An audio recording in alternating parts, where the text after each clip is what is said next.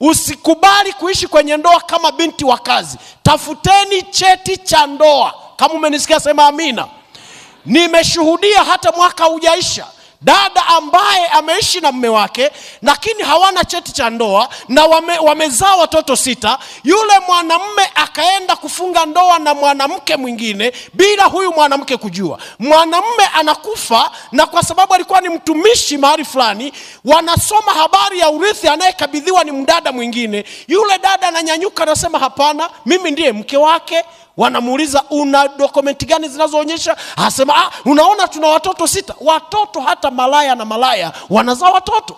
Yule dada akanyanyuka akasema jamani, aliyekufa ni mume wangu, cheti cha ndoa hiki hapa. Dada anabaki analia na maumivu makubwa. Wale mnaoishi mkidhani tuko mbinguni, hatujafika mbinguni. Tafuteni kabisa dokumenti za ndoa, mtengeneze vizuri. Na ndio maana dunia